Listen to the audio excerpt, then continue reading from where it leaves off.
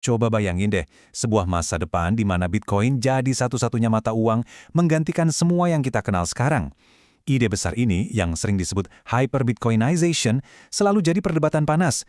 Tapi kadang, pukulan telak yang paling terasa justru datang bukan dari argumen panjang, tapi dari sebuah komentar singkat di media sosial yang ngasih kita semacam reality check. Oke, jadi mari kita bedah pertanyaan besarnya.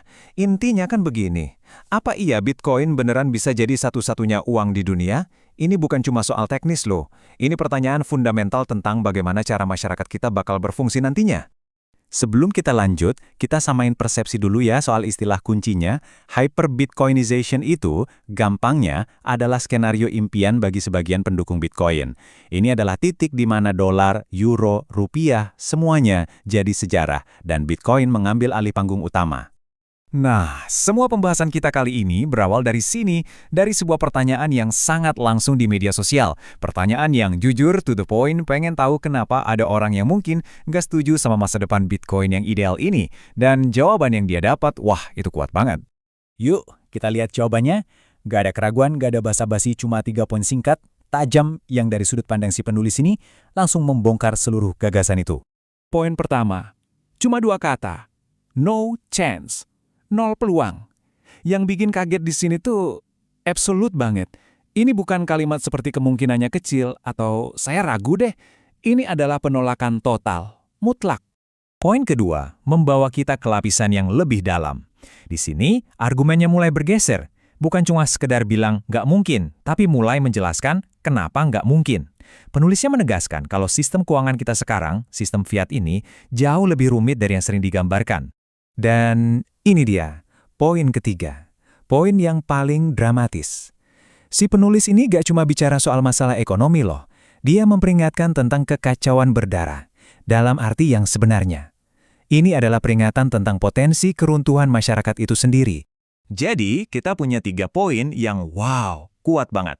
Sekarang, yuk kita coba kupas satu persatu biar kita benar-benar paham logika di balik bantahan yang singkat tapi padat ini. Maksudnya si penulis ini apa sih sebenarnya? Oke, kita balik lagi ke poin pertama tadi. Angka 0 ini penting banget. Dari sudut pandang ini, transisi ke kali hyper-Bitcoinization itu bukan sesuatu yang sulit atau menantang, tapi sesuatu yang mustahil. Nggak ada ruang buat diskusi. Peluangnya ya 0.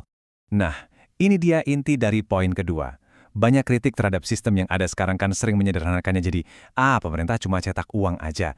Tapi sumber kita ini berpendapat, wah, realitanya jauh-jauh lebih ruwet dan saling terkait dari itu. Jadi, sekompleks apa sih? Coba deh pikirin ini.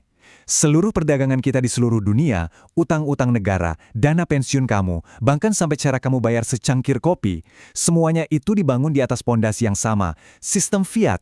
Ini bukan cuma satu sistem tunggal, tapi ini adalah jaringan sistem raksasa yang rapuh dan saling bergantung satu sama lain.